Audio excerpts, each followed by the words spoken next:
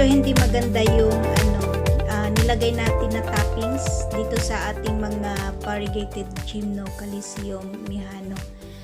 Hello everyone, ito po si Charching ng Succulent Davao and welcome sa ating YouTube channel. And for today's video, so ayan guys, naglalagay po ako ng toppings dito sa natin, mga variegated Gymno Coliseum Mihano, kasi yung ginamit natin na lavarak dati medyo malalaki siya guys, so pangit siya tingnan. So ang ginawa ko, yan, naglagay lang ako ng ko siya, parang anong tawag dito, yung nilagyan natin siya ng black lavarak para hindi masyadong kita yung malalaking lavarak. So yan, at heto yung napaka-sensitive kong Mihano guys. So yan, sobrang ganda naman po niya, 7 ribs. So ayan, at iniingat-ingatan ko to kasi ayan, sobrang ganda niya kasi ayan medyo mapailaw-ilaw siya sa gitna. Yan, napaka-sensitive po nito na guys, na Mihano. Ayan yung mga Mihano natin guys, mga sila, malalambot na cactus, variegated Gymno. Ayan, Mihano. And then, heto sobrang ganda kasi ayan 7 ribs, ayan, pa-star na yung kaniyang shape. And then, yung kaniyang lines, ayan guys, sobrang ganda. And then, meron siyang mga white dot dyan sa kaniyang mga ribs. Ayan, sobrang ganda. And then, sa gitna ay meron siyang ilaw, ayan, pailaw-ilaw. Ayan, sobrang ganda. Ayan, kasi lumitaw na yung kaniyang yan pailaw-ilaw niya kasi black lavarak yung ginamit natin dito sa kanya.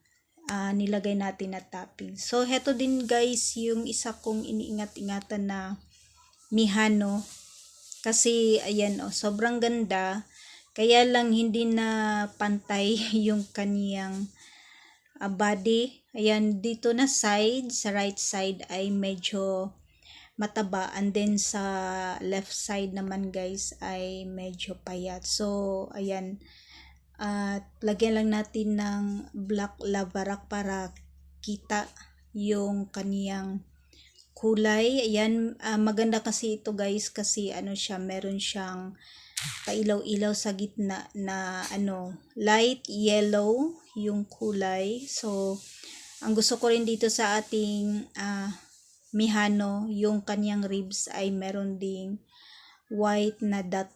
Ayan guys, sa kanyang spike. Ayan, klaro nakita na yung kanyang ilaw sa gitna. Yan, sobrang ganda nito, kaya lang bantayan natin sila sa water. Ayan, sobrang ganda ng kanyang anong tawag doon, yung kanyang pattern. Ayan, kitang-kita po yung kanyang pattern na white line. And then meron siyang ilaw sa gitna. So yan guys, sobrang ganda niya. And then siya, columnar. Ayan, columnar siya na cactus. So yan, and heto aayusin ko rin to. So ang gagawin ko guys ay ayan, kasi sobrang ganda nito kasi yung kanyang spike ay napaka yan, klaro na yung kanyang spike. Yan, at lagyan lang natin siya ng black lavarak sa top. So yan, at para klaro yung kaniyang spike. And then ayan, ayan na po yung yung sign na healthy yung ating cactus kasi yung spike niya guys sobrang galit na. Ayan, napakaganda. And then yung kulay niya na yellow orange, yung kanyang variegation. Ayan, before konti lang yung niya pagka orange. Ayan, at medyo dark orange na yung lumalabas na kulay. Ayan. Then yung sa sa ibang side ng kaniyang ribs ay meron na pong tip bar. Ayan. And then, ayan guys, maganda yung black black labarak, I mean. Kasi kitang-kita po yung kulay ng ating cactus. And then, heto din guys, yung ating isang mihano, napakaganda. Kasi yung kanyang pattern napakaganda. And then, yung kanyang ribs ay kitang-kita na po yung white dot. Ayan, sobrang ganda, maliliit na cotton. Ayan, and then meron din siyang pakonting ilaw sa gitna. Ayan siya guys, parang siya, baby pink na merong dark color na black. Ayan, and then yung kanyang mga dot-dot. Heto yung mga paborito ko na mihano. Ayan, sobrang ganda. Pero hindi lang siya 7 ribs. Ayan, yung isa ay 7 ribs. So ito hindi. Siya parang 8. 3, 6, 7, 8.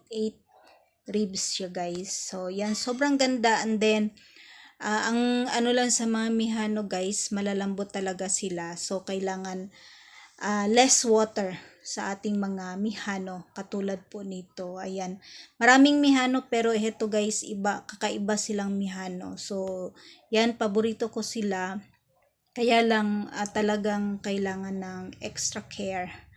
Ayan, kasi pag hindi natin sila or ma-overwater sila guys, ay malulusaw po yung ating mga mihano. So yan guys, yung inayos natin na mga variegated chimno mihano.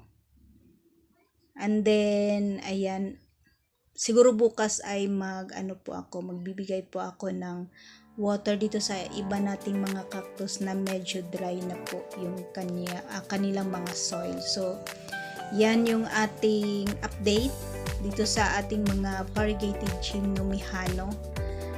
At mag-update ako ulit sa susunod na araw. Ayan, medyo okay na sila dito, comfortable na, and then medyo intense na po yung init na nakukuha po nila dito sa kanilang area sa ating plant trap. Afternoon sun. So ito guys yung ating black red na LB. So ayan, medyo okay na siya. Ito yung mga maliliit natin, free ng ating seller. So ayan, medyo malaki na sila guys, pero ayan, dehydrated kasi nag-change soil tayo. And then heto sila, yung iba ay aayusin ko rin to. Maglalagay lang po ako ng toppings din, yung medyo palubog na yung soil. So yan, kailangan kasi angat sila guys. So yan ang update sa ating mga chimno. Thanks for watching.